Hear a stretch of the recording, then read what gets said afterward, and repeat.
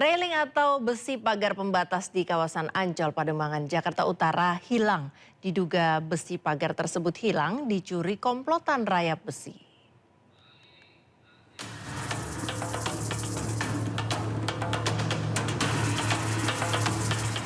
Beginilah kondisi jembatan penghubung Jalan RE Marta Dinata dan Jalan Lodan Raya yang berada di kawasan Ancol, Pademangan, Jakarta Utara.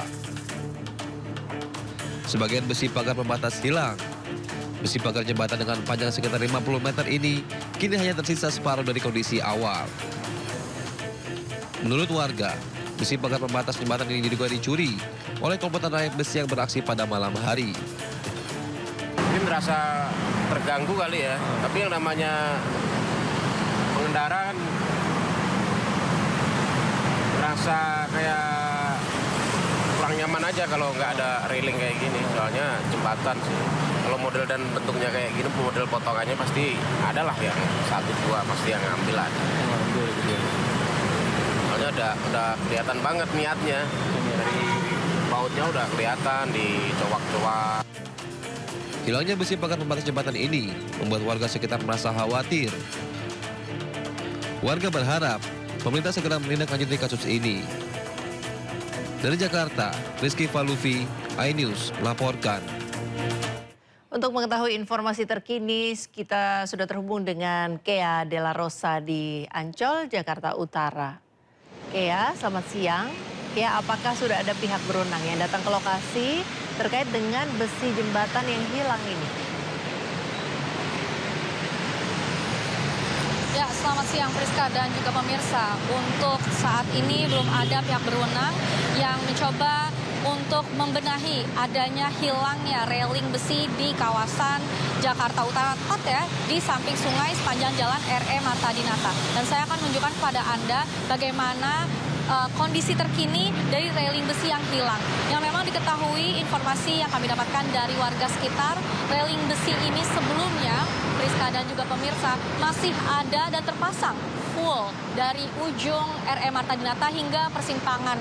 Namun satu persatu lambat laun besi mulai hilang dan bisa dilihat di layar kaca Anda baut-bautnya pun sudah tidak ada dan beberapa pagar besinya juga bengkok yang memperlihatkan adanya tindakan khusus dari oknum-oknum yang tidak bertanggung jawab untuk mengambil satu persatu railing besi ini.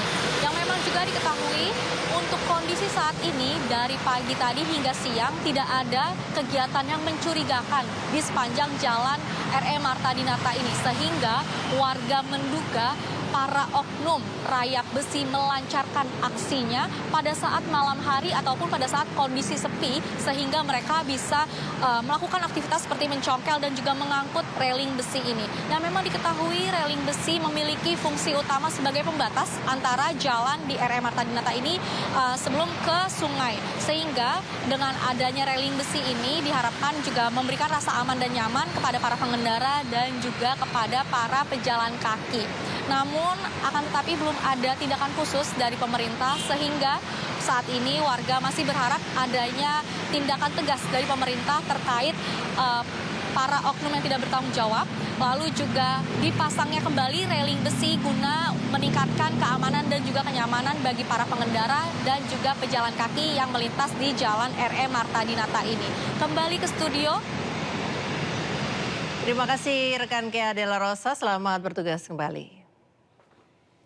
Kita ke informasi selanjutnya, pemirsa, war tiket lazim terjadi di konser musik. Namun apa jadinya jika war tiket terjadi dalam ibadah haji?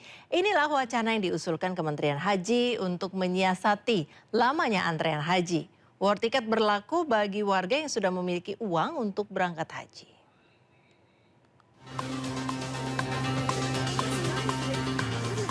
Haji merupakan rukun Islam kelima yang sangat diimpikan setiap muslimin dan muslimah. Namun, lamanya antrean haji yang bisa mencapai 26 tahun membuat warga kesulitan beribadah di saat tubuhnya masih prima. Menanggapi antrean panjang jemaah haji, pemerintah melontarkan pernyataan akan mengkaji kebijakan baru, yaitu skema war ticket. Kebijakan ini ditujukan bagi masyarakat yang telah memiliki kesiapan dana dan ingin mendapatkan kesempatan berangkat haji lebih cepat di tahun yang sama. Jadi kita dikasih kuota oleh Saudi Arabia 200.000. Nah kemudian itu kita tetapkan harganya berapa. Kemudian nanti nggak perlu ngantri, jadi masing-masing langsung pesan siapa yang dapat itu yang berangkat. Kita sedang memikirkan pola itu, namun tentu juga kita harus pastikan yang selama ini sudah ngantri, kan ada yang ngantri sekarang mau naik haji itu 5,7 juta orang. Nah bagaimana perlindungan terhadap mereka? Jadi ini wacana ini sedang kita godok agar keinginan dan perintah Presiden supaya haji tidak ngantri itu bisa kita wujudkan. Diharapkan kebijakan ini dapat menjadi solusi atas panjangnya antrean haji di Indonesia tanpa mengurangi prinsip keadilan bagi seluruh calon jemaah. Tim Liputan iNews melaporkan. Dinilai melakukan penistaan agama, warga menggeruduk Polsek Malingping dan meminta polisi menangkap seorang wanita pemilik salon di Malingping, Lebak, Banten. Sebelumnya video aksi tak pantas viral saat pelaku memaksa seorang perempuan bersumpah dengan cara menginjak Al-Quran. Aku intinya penjara penuh bagi tanya. Dek Yasin di mana, Dek? Video ini merekam seorang pemilik salon, Nur Lela, meminta seorang perempuan yang diduga tetangganya bersumpah dengan cara menginjak Al-Quran. Video pun viral hingga membuat warga marah karena dinilai melakukan penistaan agama. Dua orang pelaku segera diamankan Polsek Malingping lalu dilimpahkan ke Polres Lebak. Warga yang tak puas sempat menggeruduk Polres Lebak meminta polisi melakukan tindakan tegas agar kejadian serupa tidak terulang kembali.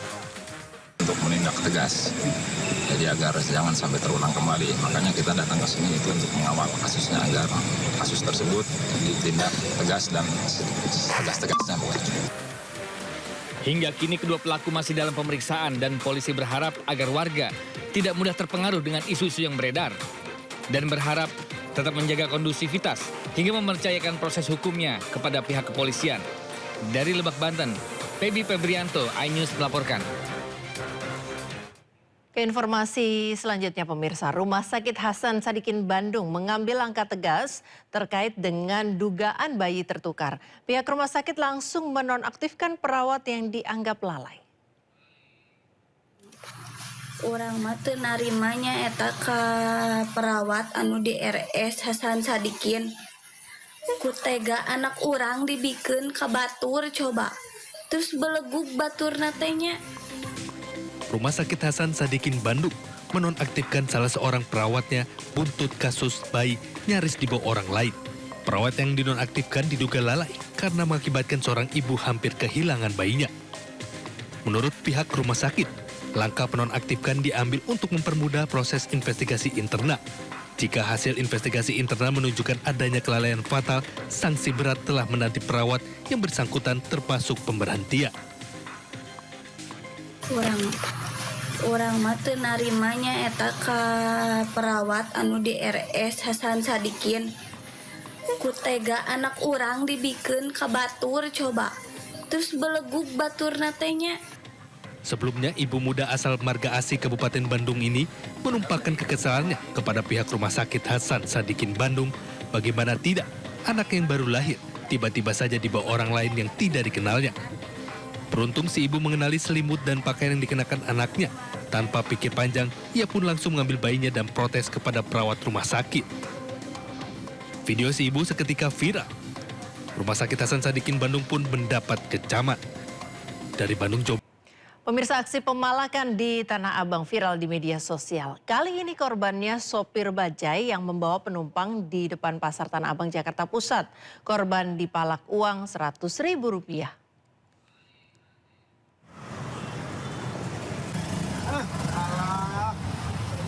Tadi bukannya udah dikasih? Aksi pemalakan seorang preman terhadap sopir bajai ini direkam oleh penumpang bajai. Pelaku meminta uang kepada sopir karena menaikkan penumpang di wilayahnya. Tadi bukannya udah dikasih?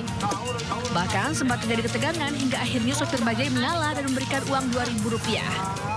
Meski hanya Rp2.000 untuk setiap kali menaikkan penumpang, namun sopir bajai mengaku bisa menghabiskan hingga Rp100.000 per hari untuk para preman.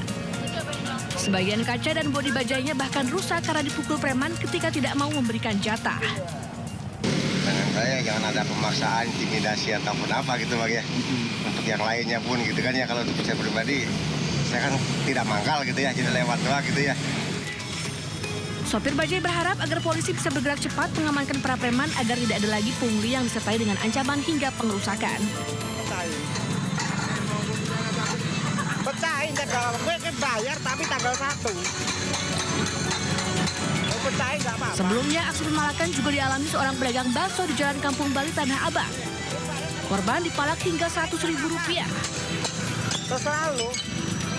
Berbekal laporan dari warga dari video rekaman yang viral di media sosial, polisi pun langsung meringkus 3 orang preman. Dari Jakarta, Rani Sanjaya, iNews melaporkan.